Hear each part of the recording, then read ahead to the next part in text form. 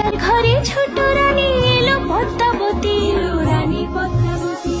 রাজার আরো 6টি রানীর ছিল না সন্তান, পদ্মাবতীর কোলালোতে মিলল সমাধান।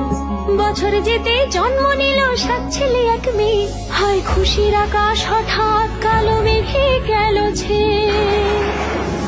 হিংসেতে যায় জ্বলে পুড়ে বাকি 6টি রানী, যুক্তি করে ঘটায় ওরা 7 কুমারের হানি।